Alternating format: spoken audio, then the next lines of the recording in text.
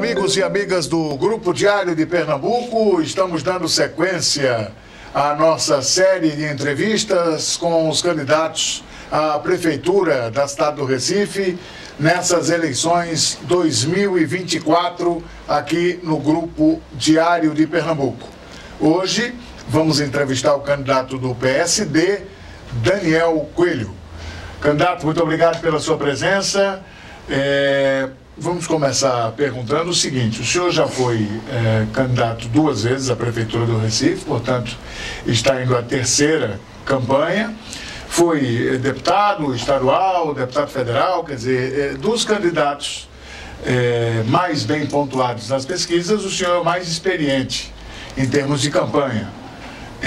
O que é que mudou para essa 3ª campanha das suas anteriores? Muito obrigado pela presença. Eu que agradeço vocês, todos que fazem o Diário de Pernambuco, a quem está nos acompanhando, pela oportunidade da gente aqui poder falar um pouco de nossas propostas. Olha, eu acho que muda, em primeiro lugar, o quadro do Recife. Quando eu disputei a eleição em 2012, e ali foi o início da era do PSB, nós não tínhamos o quadro grave que a gente tem hoje. O Recife não era a 2ª capital mais desigual do Brasil. Nós não tínhamos o verdadeiro desastre na política de proteção de morros que a gente tem atualmente. Nós não tínhamos tantas reclamações no sistema de saúde, ou seja, a cidade regrediu. Esses 12 anos de João Campos e Geraldo Júlio fizeram com que a cidade do Recife andasse para trás. E o quadro fica mais grave quando a gente vê que a cidade está maquiada, que botaram filtro, botaram máscara em tudo, e as pessoas estão com a sensação de viver num mundo diferente do mundo real. Então o quadro é diferente e, evidentemente, desde a primeira disputa, também estou mais experiente, aprendi mais, fui a Brasília, entendi como funciona a captação de recursos no Congresso Nacional, tive a oportunidade de exercer uma função no Poder Executivo, secretário de Turismo do Estado de Pernambuco, com performance aí comprovada em números. A gente alavancou o turismo de Pernambuco, batemos todos os recordes históricos na movimentação turística de Pernambuco, seja de satisfação do turista, seja de ocupação hoteleira, movimentação aérea. Então, estou mais experiente, estou mais preparado e cresce, sem nenhuma dúvida, a minha indignação por ter observado o Recife nesses 12 anos e ter percebido que, apesar do longo tempo do PSB à frente do governo, os problemas estruturais da cidade não foram resolvidos e aqueles problemas mais ligados à desigualdade social, como a habitação, por exemplo, eles se agravaram. A gente está hoje concluindo aí o 3º mandato do PSB e o primeiro de João Campos, né, o prefeito que teve o maior descaso na história da cidade do Recife na habitação. Os números dele são ridículos, então isso precisa ser dito, isso precisa ser discutido. Né. Eu fiz oposição ao governo do PT e eu já batia muito de que a política do PT era pequena, no que se refere à habitação, mas não dá nem para comparar. A gente pegar um governo, por exemplo, como o de João Paulo, que construiu 8.000 casas, ele não construiu 1.000. João não conseguiu terminar um projeto que ele iniciou. As 1.000 que ele construiu foram de projetos de governos anteriores. Então, quando a gente começa a aprofundar os números, o orçamento, a gente vê que o quadro do Recife é bem preocupante, principalmente nas questões sociais e nessa questão da habitação e combate à desigualdade. Estamos com o Mário Araújo, com Ricardo Dantas Barreto. Eu terminei não apresentando os companheiros que vão fazer conosco essa entrevista. Ricardo. Candidato, as pesquisas aí de intenção de voto e de aprovação colocam um prefeito na casa de 70%, 80%, né, de aprovação. E o senhor está dizendo que a gestão dele deixou a desejar nesse período, não só dele, como de Geraldo Júlio. Mas faltou, nesse período, a oposição se posicionar mais, fiscalizar mais, porque agora só restam até quantos dias? Até o dia 6 de outubro, meio de setembro, e 6 de outubro, para desmascarar, como o senhor está dizendo, essa gestão de João Campos. Não deu para desmascarar em 4 anos, nem em 12. Tem como fazer isso até o dia 6 de outubro? Olha, Ricardo, eu acho que houve sim, alguns atores, porque cada um tem o seu papel. Eu, por exemplo, estava como secretário de turismo e não me cabia fazer oposição a ninguém. Pelo contrário, a gente fez parcerias, inclusive com a Prefeitura do Recife, para poder atender os interesses da população. Mas acho que faltou sim questionamentos do ponto de vista político e também da imprensa. Houve muita proteção de alguns segmentos da imprensa ao atual prefeito. Então isso atrapalha, mas agora a gente tem um debate mais intenso e as pessoas vão comparar o que está na publicidade e o que está no mundo real. Mas quando a gente observava alguns veículos de comunicação, parecia que estava se vivendo num mundo diferente do mundo real. Não tinha crítica à prefeitura, crítica à ação do governo federal, do governo estadual e a prefeitura zero. Então, acho que faltou sim, tanto do ponto de vista da mídia, da comunicação e da imprensa, como também de alguns políticos. A gente não pode generalizar, né, mas houve sim essa falta de debate. Por isso, inclusive, todo o esforço hoje que o atual prefeito faz para que não tenha debate, para que não tenha eleição, para que se crie o clima do já ganhou. Né? E a gente sabe que nesses próximos dias, começa hoje a propaganda de TV e rádio, a gente vai ter aí agora uma igualdade de condições de disputa e vai ser mostrado ambos os argumentos. O histórico, inclusive, de eleições, ele sempre coloca que após 10 dias aproximadamente de TV e rádio, ou seja, do guia eleitoral, de que há mudanças rápidas na intenção de voto e na percepção das pessoas. Pela primeira vez a gente vai ter um debate razoavelmente igualitário nos noticiários e de uma forma geral. Então eu estou muito confiante porque a gente vê que é muito fofa essa intenção de voto. Apesar de eu não desconsiderar as pesquisas como um elemento científico, não é a pesquisa que elege, eu voto na urna, não entrou nenhum. E realmente é uma coisa baseada muito mais na publicidade do que no mundo de verdade. Eu tenho feito reuniões, Ricardo, e a gente sempre vai lá e escuta, né? Abre a palavra, franquia a palavra, e as pessoas começam a discutir, por exemplo, a questão da proteção dos morros. E aí a gente escuta às vezes um comentário, ele fez, mas não fez no meu bairro. Aí a gente segue para o bairro seguinte, fez, mas não foi no meu. E aí a gente começa a mostrar que na verdade não foi em bairro nenhum. Os números são muito pequenos. A gente está falando de uma gestão que fez um investimento. A Secretaria da Habitação tinha 148 milhões de orçamento. Ele investiu em construir habitação 6 milhões dos 148. O resto foi para pagamento de custeio, de carro comissionado, ou seja, o dinheiro da habitação ficou na política, não virou construção de habitacionais. Quando a gente vai para a proteção dos morros, é a mesma coisa. Um orçamento de mais de 700 milhões foi gasto um pouco mais de 200. Então, vamos desvendando esses números para poder mostrar o que de fato virou investimento e o que não foi investimento. Nessa questão da habitação, o que a gente vê são projetos de habitacionais que geralmente são custeados pelo Minha Casa Minha Vida. E como é que a prefeitura pode construir a habitação? A prefeitura em si. Ela pode construir e tem que construir. Tanto é que todos os prefeitos fizeram com exceção do atual. A gente tem um orçamento de 148 milhões de habitação. Que você precisa de eficiência. Em 2013 teve um projeto anunciado pelo prefeito então Geraldo Júlio da construção habitacional do Caranguejo de Itabaiaras. 2013, nós estamos em 2024, passaram 11 anos. O dinheiro chegou, o terreno está desapropriado. Se você for lá, o que tem hoje? Um buraco, água e mato. Então está lá há 11 anos. A prefeitura tem a obrigação, tanto nas parcerias com o Morar Bem do governo do estado, que hoje já apresenta números expressivos. A gente está falando, inclusive na parceria Morar Bem com Minha Casa Minha Vida, um crescimento de mais de 400%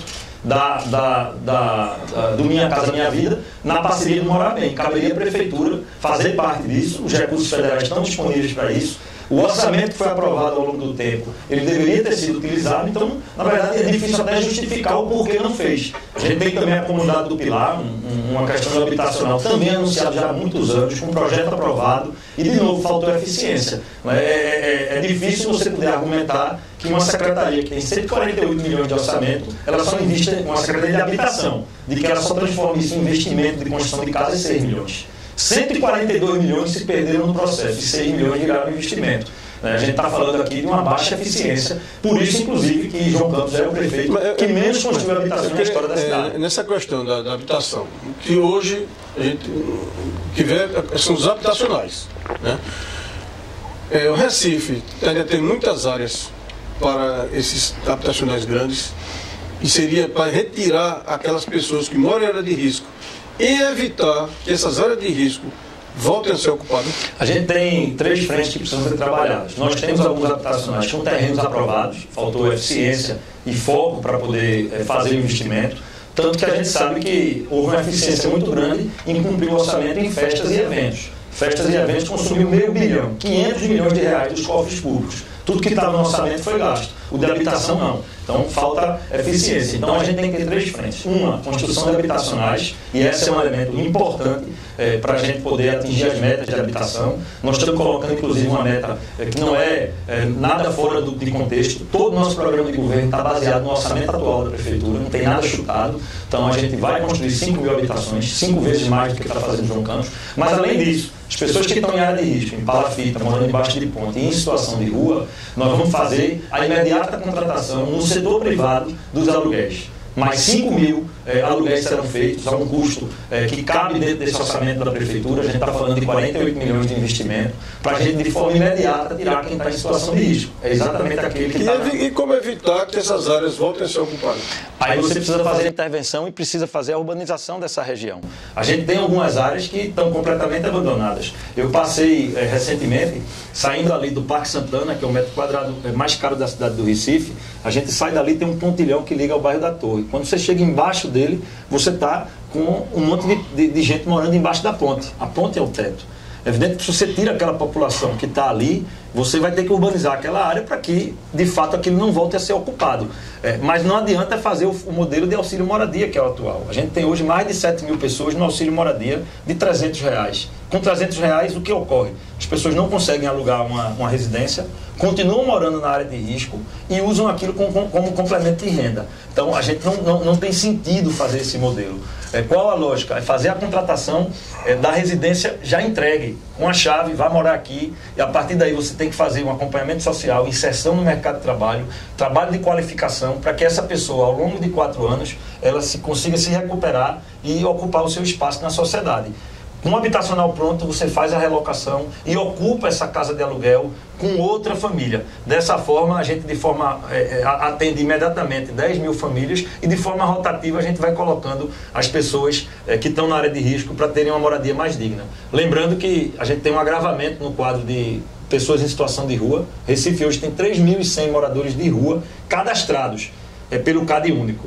É lógico que esse cadastro, ele sempre vai ter uma subnotificação. É impossível você conseguir saber 100% todas as pessoas que estão na rua. Mas o número já cadastrado, ele já é alarmante. 3.100 pessoas. Você vai no entorno da pracinha de Boa Viagem, você anda pela Rua do Imperador, você vê famílias e famílias em situação de rua e o quadro se agravando. E início do governo foi dito que iria se fazer a contratação de pousadas e de hotéis para essas pessoas ficarem, depois deixou para lá, esqueceu, virou promessa do passado não cumprida e o quadro cada vez mais grave. Então isso tem que ser enfrentado com prioridade. A gente tem a política de combate à desigualdade e de combate aos problemas sociais mais eficiente e mais moderna em todo o mundo, é a política do casa em primeiro lugar. Primeiramente casa, primeiramente moradia. Por que isso? Porque a dignidade e o combate à desigualdade começa com a moradia. Dificilmente eu posso falar em dignidade para uma família se ela está vivendo em submoradia ou se ela está morando na rua. É por isso que a gente coloca a habitação de forma tão intensa no nosso programa de governo. E se vocês perceberem, quando a gente for falar de outros problemas da cidade, a gente sempre vai retornar para a problemática da habitação, que é uma das que mais se agravou nesse período do PSB. Vamos colocar a querida aqui na conversa, né? Vamos. A querida Mari vai fazer a sua primeira pergunta. À vontade, querida. O senhor está falando aí da habitação, a gente sabe que é um problema que o senhor já tem falado bastante ao longo da sua campanha, mas quais são mais outros dois? Quais são os mais 2 problemas principais na cidade? Que o senhor... Olha, problemática da saúde, eu acho que ela é central na cidade. O próprio PSB prometeu que iria fazer as UPinhas 24 horas, passou uma eleição, montou o sistema 24 horas, depois retornou, fechou à noite. E hoje qual o modelo que a gente tem? As pessoas hoje têm uma espera média de 10 a 15 dias para ter uma consulta com um clínico geral. Até é possível de conseguir. Quando passa disso, a gente tem o modelo que é o seguinte: ele dali encaminha para o especialista. Então ele pede um ortopedista, ele pede um cardiologista, para citar aqui 2 exemplos. A consulta com o especialista dura quase 6 meses para você conseguir. Quando você consegue a consulta com o especialista, você vai precisar fazer os exames. Demora-se quase 6 meses para fazer o exame. Você passa 1 ano para conseguir concluir um tratamento. 1 ano, ou Deus levou, ou Deus curou. O que é que a gente está propondo diferente desse modelo, sem precisar gastar mais? É utilizar-se da tecnologia que a gente tem hoje da telemedicina. A gente tem hoje, o modelo mais eficiente é você usar a telemedicina em parceria com a consulta presencial. Como é que a gente vai implementar isso na cidade do Recife? Nós vamos fazer com que, na primeira consulta com o clínico geral, o paciente ele faça contato, o clínico geral faz contato com um comitê de especialistas que de forma remota já vai analisar o caso e já vai passar os exames. Então, na primeira consulta, o paciente já sai com seus exames, ele já faz o exame. Quando ele for encontrar o médico especialista, já marcado pelo clínico geral, ele já chega lá com o exame pronto.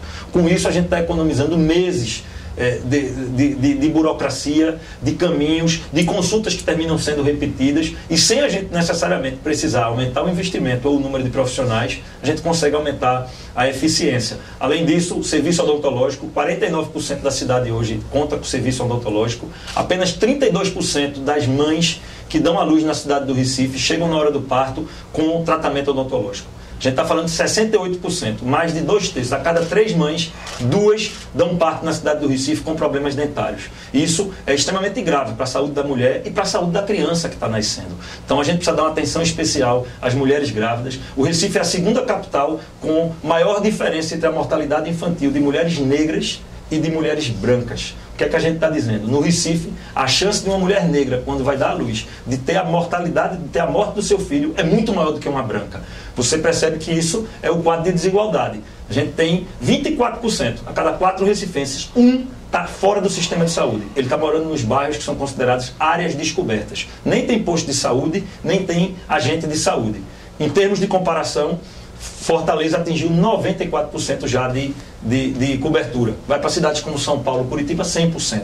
O Recife com uma das piores coberturas de saúde do país. E o terceiro ponto, que é essencial, junto com a questão da habitação, é o combate à fome, à desigualdade e à pobreza. Não dá para a gente lavar as mãos sobre isso. Nós temos 150 mil pessoas no Recife que passam fome e temos 500 mil pessoas que vivem consideradas abaixo da linha da pobreza. Esses 150 mil que a gente fala é quem está vivendo com menos de R$300 por mês. Eu li o programa de governo do atual prefeito, João Campos. A palavra fome não existe.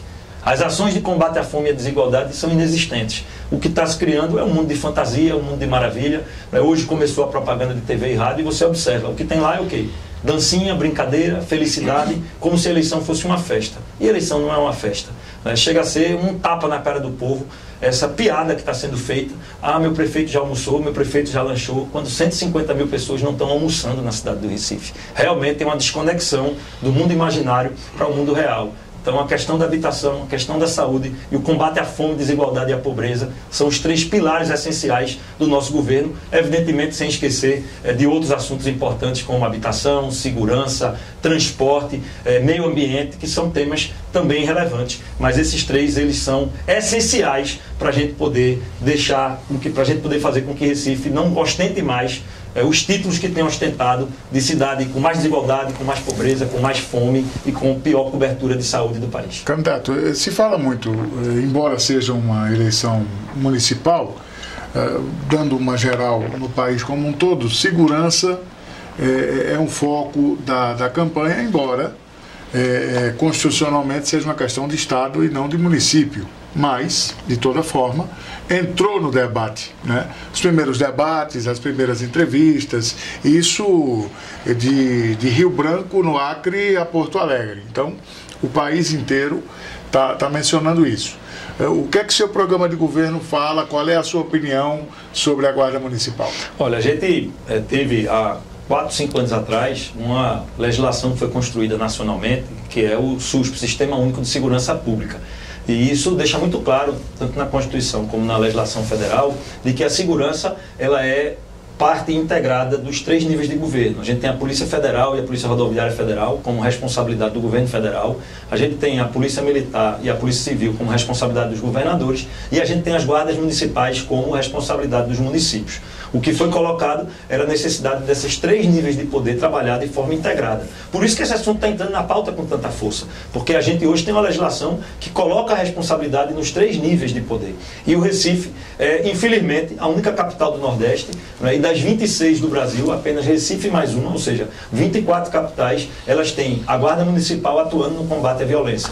Recife se nega a fazer isso. O atual prefeito se negou, e, junto com o Geraldo Júlio, por 12 anos, a equipar, armar e preparar a Guarda Municipal para fazer combate à violência. Enquanto o Recife, no início do governo Geraldo Júlio, no início do governo João Campos, tinha 1.900 guardas municipais, a gente caiu para 1.700. A guarda não foi valorizada, a gente tem perdido profissionais, porque o que é que eles estão fazendo? Tentando fazer concurso para sair da guarda municipal e ingressar nas polícias militares e polícia civil.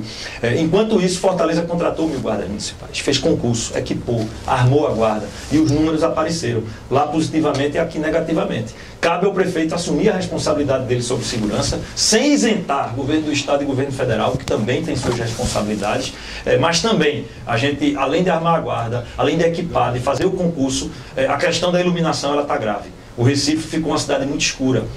A gente, para poder fazer uma análise disso, é bom a gente ver o que foi arrecadado. A Prefeitura do Recife arrecadou mais de 130 milhões no ano passado de taxa de iluminação pública. Quem está aqui nos acompanhando, pega a sua conta de luz. Você vai ver que todos nós pagamos taxa de iluminação pública. Isso deveria ser revertido em melhoria da iluminação. E a iluminação de LED, que o prefeito disse que ia iluminar a cidade toda com LED? Eu acho o seguinte, quem achar que o Recife está iluminado, vote nele. É só as pessoas perceberem como é que está a cidade, que nível de iluminação a gente tem. Quem mora em Brasília Teimosa sabe que a gente tem uma orla com uma iluminação precária e os becos e as ruas onde mora 15 mil pessoas está escuro. Você vai para o bairro de Boa Viagem, que é o bairro turístico e talvez mais rico da cidade, onde estão os hotéis. Você tem uma Avenida Boa Viagem mal iluminada, mas com alguma iluminação. Você entra no bairro de Setúbal, é um breu. Tem nada dentro de iluminação. Então os números são ridículos. Mais de 130 milhões de taxa de iluminação pública. Pega a sua conta aí. Olha lá na sua conta de luz, você vai ver, taxa de iluminação pública. Desses mais de 130 milhões de iluminação pública, sabe quanto foi investido para a melhoria da iluminação? 6 milhões. Esse dinheiro não pertence ao prefeito, nem à prefeitura. Esse dinheiro é do cidadão. Quando a gente paga a nossa conta de luz, a gente paga para receber iluminação pública. Está ali a taxa. Esse dinheiro deveria ser revertido na melhoria de iluminação. A população está sendo lesada na questão da iluminação. E isso tem um rebatimento direto na questão da violência. Hoje, é muito difícil a situação de uma mulher, de uma trabalhadora, de uma mãe que quer estudar à noite, que tem que chegar um pouco mais tarde. Você descer numa parada de ônibus em qualquer bairro dessa cidade e ir caminhando até em casa é um desafio. Mas tem solução no seu programa de governo? É só não roubar o povo. É só pegar o dinheiro da taxa de iluminação e transformar em iluminação. O que não dá é pegar o dinheiro que não pertence ao prefeito, que é a taxa de iluminação pública, e utilizar para outros fins. Se o dinheiro é para a taxa de iluminação pública, isso tem que virar investimento em iluminação pública. Então, veja que todas as nossas propostas, a gente não está propondo nada mirabolante, não tem invenção, não tem, porque tem que... Não, a gente está falando de o que tem de arrecadação e para onde deve ir o dinheiro. Se a gente paga uma taxa de iluminação pública, aquilo tem que retornar em iluminação pública. Não faz sentido que a taxa de iluminação pública não seja revertida em iluminação. Então eu não quero propor nada mirabolante, não. Eu só quero dizer o seguinte, nós não vamos meter a mão no dinheiro do cidadão através da taxa de iluminação pública para fazer outra coisa. O dinheiro que entrar em iluminação tem que virar iluminação. Não adianta agora, na véspera da eleição, pegar 3, 4 pontos da cidade, colocar umas lâmpadazinhas de LED e dizer que iluminou o Recife. Propaganda, publicidade e Instagram não ilumina a cidade. O que ilumina a cidade é lâmpada, é poste, e isso a população não tem, e a gente pede realmente a reflexão. Cada um olha o seu bairro, caminhe, sai da avenida principal, caminhe, entre nas ruas e as pessoas percebem como está a cidade de verdade. Infelizmente, o Recife já foi considerado uma das cidades mais iluminadas do país. A gente há 20 anos atrás ostentava esse título. Eu me lembro, época de governo Jarbas, a gente tinha o Recife como uma das cidades mais iluminadas do Brasil. Hoje a gente tem uma das cidades mais escuras do Brasil. O Recife tem regredido. Esse debate ficou camuflado, infelizmente, mas ele vai ser mostrado. Ninguém acha que tem eleição resolvida, não. A eleição está começando hoje. O debate está começando agora. As pessoas vão ter acesso às informações e nesse momento, inclusive, eu não estou nem pedindo voto, Ricardo, estou pedindo só que as pessoas pensem. Pensem e analisem. Olhem para trás. Como é que estava esse Recife há 12 anos atrás, quando o PSB chegou? Como estava esse Recife 4 anos atrás, quando o João Campos chegou? E como está o Recife agora? Eu tenho certeza que através da reflexão, as pessoas vão perceber que nós precisamos mudar rumos. E é para isso que a gente está disputando a eleição, para poder fazer as pessoas pensarem. Ainda falando de segurança, eu estava lendo o plano de governo do senhor e tem fortalecer a segurança nas escolas com a presença de guardas municipais e a instalação de câmeras de vigilância. Aí eu queria que o senhor explicasse um pouquinho como é que vai funcionar essa... A gente precisa garantir a segurança não só dos estudantes, mas dos professores. Hoje, infelizmente, a gente tem um clima de medo dentro das escolas. A gente tem casos de professores que foram ameaçados, professores que têm medo de dar aula, a gente tem casos de alunos que também se sentem ameaçados. Então, se a gente quer fazer uma política de segurança pública, complementar as ações que são necessárias ao governo do Estado e ao governo federal, nós temos que atuar inicialmente nos prédios públicos, nos prédios do município. Então, utilizando-se das tecnologias que a gente tem, nós precisamos garantir que as escolas sejam seguras. tanto para os alunos como para os professores. Quando a gente faz encontro com professores, essa é uma das pautas. Além da questão de necessidade de concurso, de valorização salarial, os professores todos terminam relatando o medo e a ansiedade que eles têm hoje em algumas comunidades para poder exercer o seu trabalho, né? E a gente sabe que uma minoria não pode ameaçar a maioria. Então, é muito importante que a Guarda Municipal esteja presente nessas localidades. É por isso que a gente fala da importância de equipar, armar a guarda, de fazer com que a gente tenha um novo concurso. Quando você chega hoje numa escola do município, o que é que a gente tem? Tem o segurança armado contratado na rede privada. São profissionais privados que estão lá. O profissional privado, ele tem o seu valor, ele tem a sua importância, o vigilante armado privado, mas ele não tem o poder de polícia. Ele não tem a mesma prerrogativa legal que tem um guarda municipal, um agente público, para poder fazer as abordagens. Então, a gente não tira a importância da segurança privada, ela tem o seu valor, mas o que a gente está falando aqui é de algo mais amplo, e por isso a importância da gente ter uma guarda municipal eficiente, treinada e motivada para poder ajudar a população. Mas da Guarda Armada ou só um grupo? Até porque são 4 anos de mandato, tem que ter todo um preparativo, tem que ter paiol, tem que ter, ou seja, tem todo um critério para que a guarda seja armada. Em 4 anos é possível? É possível sim, isso depende muito. Todos os estados do Brasil fizeram. Não é uma coisa, a gente não está falando de nada mirabolante. A Polícia Militar, inclusive de Pernambuco, ela tem toda a estrutura para fazer o treinamento e a preparação. E é possível dentro do orçamento? Sim, porque... o orçamento não é seu, o primeiro. O orçamento vai vir para o seu colo. Isso. Tem a brecha lá? Lógico que tem, a gente está com isso preparado, isso foi aprovado nacionalmente, a gente já tem aprovação federal, estadual, ou seja, isso está pronto, foi uma decisão política, e isso não precisa também eu dizer, é só pegar as declarações que foram feitas por Geraldo Júlio e por João Campos. Eles sempre disseram que eram contra, não é uma questão de orçamento, nunca foi argumentado pelo prefeito João Campos de que não armava a guarda porque não tinha dinheiro, sempre foi porque ele discordava, é uma questão ideológica, inclusive sem sentido hoje, porque capitais outras do Brasil, com governos de direita e de esquerda, governo do PT ou do PL, todas elas armaram a sua guarda municipal e colocaram os equipamentos. Essa história de polícia desarmada, a gente tem um debate na sociedade que é polêmico, sobre armar ou não a população, e é evidente que é polêmico. Mas o debate sobre polícia desarmada, ele não existe mais. Nenhum lugar do mundo trabalha o conceito de polícia desarmada. Até ainda mais quando a gente tem uma criminalidade que está armada, que está ameaçando, está colocando terror nas pessoas. Então, esse para mim é um debate superado. Ele não se sustenta porque, assim, não é possível que o Recife esteja certo e o Brasil inteiro esteja errado. A gente não está mais... Até algum tempo atrás, você podia dizer, não, um pedaço pensa assim, o outro pensa de outra forma. Hoje, eu desconheço quem consiga fazer a defesa. Tanto o prefeito João Campos está tão errado nesse tema, que no primeiro debate da eleição, ele disse que no próximo governo iria estudar como iria armar a guarda, mas já não nega mais, porque ficou uma posição indefensável, exatamente pela falta de comparativo. Não existe mais ninguém que esteja insistindo nessa questão. Ainda o Recife continua a insistir e ainda me preocupa, porque ele não fala que vai fazer, ele diz que vai estudar, quer dizer, ainda deixa a coisa vaga, tendo que assumir a responsabilidade. Eu acho isso uma tentativa, inclusive, de vender um discurso de assim, olha, eu não tenho nada a ver com segurança é com o Estado. E o papel do prefeito não é correr do problema, é enfrentar o problema. Como prefeito do Recife, todo o problema do povo recifense será meu. Não dá pra gente dizer, esse problema não é meu. Não é isso que as pessoas esperam do prefeito. Prefeito não é só para estar na hora boa. Na hora da festa, na hora do evento, o prefeito aparece. Na hora de combater violência, na hora de discutir a questão da saúde, na hora de investir em transporte. O Recife é a única capital do Brasil que não coloca R$1 na questão do transporte público. Não tem nenhuma outra capital que deixe de investir em transporte público. Aí o prefeito diz, não é comigo, é com o Estado. Só aqui, João Pessoa, o prefeito investe. Maceió, o prefeito investe. São Paulo, o prefeito investe. Porto Alegre, Fortaleza. Não tem um exemplo. Aí só aqui não investe. A minha sensação é o seguinte, para ele tudo que é difícil, transporte, segurança, saúde, não é comigo. Tudo aquilo que vai dar mídia, que vai dar like, aí ele bota a cara e aparece. Então não dá. A gente precisa enfrentar os problemas. Até aquilo que teoricamente não é prerrogativa do município, é problema do prefeito e é problema da cidade. Eu acho que a gente tem que assumir os problemas. Ser bom no bom todo mundo é. A dificuldade é ser bom no ruim. É enfrentar aquelas problemáticas que estão esquecidas e que estão se acumulando na vida das pessoas. Bom, nós temos 3 perguntas padrão para todos os entrevistados. A primeira, ela já foi diluída, que era a dificuldade, o maior desafio. A questão do plano federal, o plano estadual na campanha, vamos ter peso, não vamos ter peso? E, para emendar a terceira posição, que também está mais ou menos nesse bojo, a nossa campanha agora, qual é o peso dela em 26? Olha, vou começar pela última. A gente não devia estar discutindo 2026 agora. Eu acho que isso é um desrespeito à população de uma cidade que está sofrendo com tantos problemas. Eleição, ela não deve ser sobre o projeto de poder. Ela tem que ser sobre a população.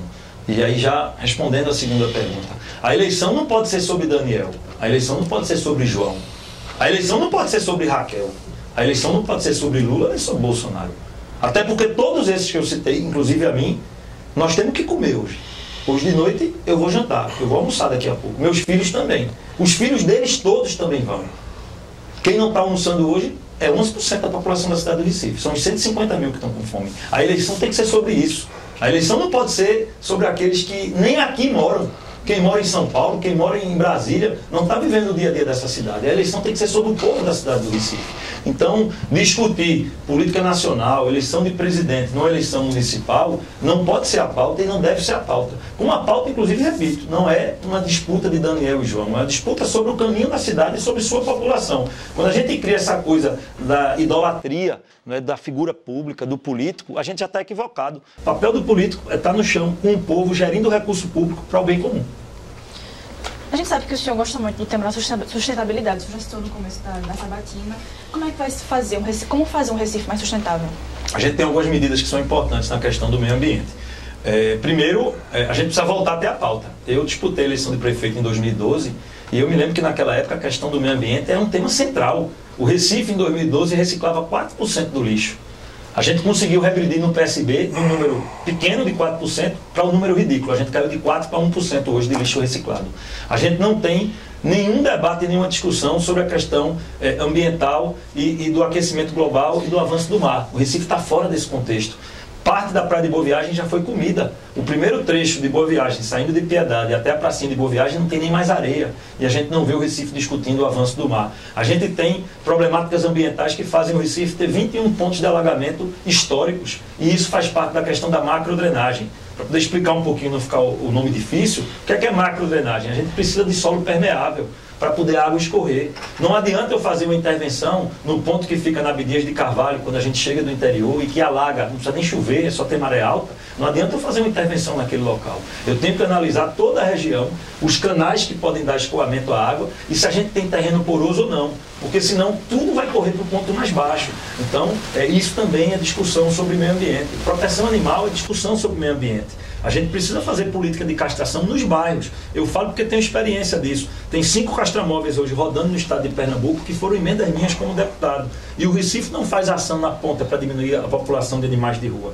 Com política de castração na ponta, dentro dos bairros, a gente em 5 anos consegue eliminar a população de animais de rua, melhorando a saúde das pessoas e também diminuindo os maus tratos.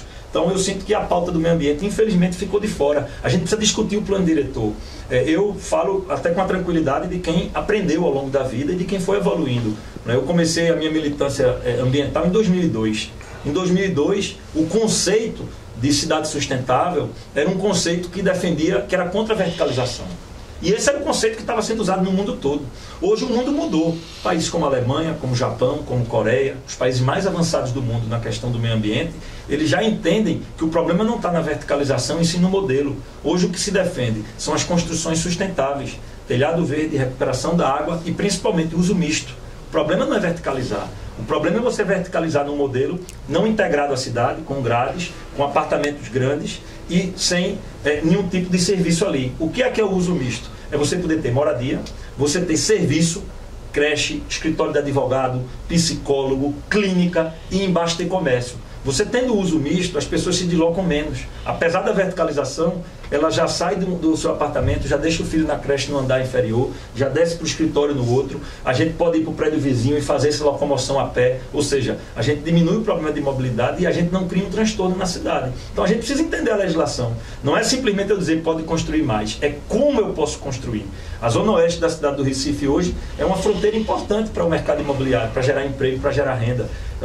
Bairros como Jiquiá, como Coqueiral, como Jardim São Paulo, eles podem avançar na verticalização, desde que a gente reveja a legislação para os prédios verdes e sustentáveis, para a gente poder conectar o Recife com a cidade do futuro. Reciclagem, prédios verdes e sustentáveis. Isso é uma questão importante. O que eu sinto é que a gente está em 2024 discutindo o Recife com a perspectiva de 1999, do século passado. Quando, inclusive comparando, e essa comparação me assusta, como a gente olha para a campanha de 2012 e a gente vê que naquela época a gente estava melhor do que hoje do ponto de vista ambiental. De lá para cá, e 2012 foi a marca da chegada do PSB no governo, essa pauta ela simplesmente foi escanteada, foi deixada de lado, né, e a gente deveria colocá-la como um dos temas importantes dessa eleição, porque ela trata do futuro dessa cidade. A gente tem problemas que são para hoje, mas a gente tem problemas que são lá para frente. Ricardo? Em termos de ruas, tem ideia de qual o déficit hoje de ruas do Recife que precisa de pavimentação? A gente tem não só ruas que precisam de pavimentação, como a gente tem também as ruas que precisam de requalificação. A gente tem alguns números que assustam. No ano de 2023, das 12 mil ruas que o Recife tem, isso é o total, tá? Não é preciso pavimentar, mas a prefeitura calçou 77 ruas em um ano. É muito pouco. Está falando de uma cidade do tamanho do Recife. 77 ruas os prefeitos calçam em cidade de 20 mil habitantes no interior. A gente está falando da capital, da cidade do Recife. Mais uma vez, a prefeitura gasta mais fazendo a publicidade do calçamento de rua do que calçando a rua. Assim, são coisas que fogem ao senso comum. Né? É um número extremamente pequeno. E, mais uma vez, de novo, tem orçamento para infraestrutura. A gente teve um orçamento de infraestrutura de 700 milhões, gastou 250. Onde é que estão os outros 450? Então a gente precisa enfrentar esse problema, precisa também tirar, né, a partir daí a parceria, e isso tem que ser feito. Eu acho que foi perguntado uma coisa aqui sobre questão estadual e federal. A gente precisa construir as parcerias com o governo estadual e federal para fazer as ações em conjunto. Então, no momento que a gente faz saneamento, a gente precisa fazer junto com o Compesa, a gente precisa fazer junto com o abastecimento d'água. Não cabe fazer rixa política. É triste. Saneamento está sendo feito. Existe um contrato Compesa com o BRK para até 2037 a região metropolitana está toda com saneamento básico. Esse contrato foi celebrado, né, no início do período do PSB. Passaram-se alguns anos. Eu, na época, avisei que o contrato estava errado e ele está sendo revisto hoje. É muito importante que esse contrato seja revisto, esse contrato com a BRK. Por quê? Não houve... Esse é um contrato, para quem está nos acompanhando entender, onde a empresa privada ela entra, ela faz o saneamento e ela fica com metade da conta de água. Qual o problema? É o aumento da desigualdade da cidade. Qual a vantagem de poder entrar nas URs, no Ibura, e fazer saneamento? São muitas casas pequenas pagando taxa mínima. É muito melhor eu fazer saneamento no Imposto da Panela. São casas grandes com conta de luz mais alta. Mas o contrato é 100% da cidade. É 90%. Isso. Mas acontece que ele não está sendo cumprido. O que é que aconteceu? As áreas nobres estão sendo beneficiadas e está ficando com o fim da fila as áreas mais desfavorecidas. O contrato precisa ser revisto para que você estabeleça as metas e a obrigação da urbanização das áreas periféricas. Ele foi um contrato que no final ele ficou muito bom para a empresa, porque a empresa faz onde dá lucro. Só que a ação pública, ela não pode ser uma conta matemática do que dá lucro. Ela tem que ser uma conta do que dá ganho social. Então esse contrato precisa ser revisto, ele está sendo revisto, né? Ele é mais uma herança que a gente tem do período de PSB e uma herança que precisa ser consertada, né? Infelizmente essa é uma das heranças malditas, dos esqueletos que a gente tem. Não necessariamente eu sou contra a gente ter o contrato, até porque, diferente de João Campos, eu fui a favor do Marco Legal do Saneamento, que estabelece as parcerias, só que esse contrato foi feito antes do Marco Legal. Se fosse no Marco Legal, a gente teria os instrumentos de controle. Então a gente precisa fazer isso para poder garantir que o saneamento avance na cidade, não somente nos bairros nobres. Não adianta fazer Casa Forte, Poço da Panela, Avenida Boa Viagem. Eu preciso que seja feito Nova Descoberta, que seja feito Ibura. Eu preciso que a gente vá fazer saneamento na Várzea. Eu preciso que a gente entenda aonde está a real necessidade. População que está nas áreas de maior risco, de maior vulnerabilidade, de mais pobre, ela sofre muito mais com a falta de saneamento do que as áreas. Candidato, tem como conscientizar as pessoas... 1 minuto e meio. Conscientizar as pessoas a não jogar lixo e não entupir as galerias de água fluvial. Dois caminhos. A gente precisa aumentar o nosso efetivo fazendo concurso nossos agentes ambientais, que eles têm essa função, mas mais do que isso. Quando eu critico a questão da publicidade, do gasto excessivo de publicidade, não é necessariamente o valor, mas sim a forma. A publicidade pública tem que ter fins públicos. A gente não pode admitir que a publicidade seja feita para poder aumentar o número de seguidores do Instagram do prefeito, para poder criar a imagem do prefeito. A publicidade pública é para vender valores, é para a gente discutir a questão da violência contra a mulher, para a gente discutir discriminação de gênero, para a gente discutir o racismo estrutural que a gente tem na sociedade, para a gente combater a homofobia, para a gente discutir a educação ambiental. Então, a gente tem os instrumentos, a gente tem um orçamento grande, chegando a 80 milhões de publicidade por ano na prefeitura. Agora, não pode ser feito para criar da imagem do prefeito a imagem de um herói. A gente tem que criar conceitos de respeito à civilidade, de respeito ao próximo, através dessa verba. Inclusive, fazer a questão da educação ambiental, que é tão importante para a gente poder avançar na cidade. Bom, candidato, muito obrigado. Infelizmente, querida, deu o tempo, são 40 minutos de entrevista, mas é bom porque um amigo meu me ensinou que quando o tempo passa rápido, é sinal que o papo fluiu, a conversa fluiu. Muito obrigado, candidato, pela sua presença. A nossa próxima entrevistada aqui no Grupo Diário de Pernambuco será a candidata Dani Portela, do PSOL.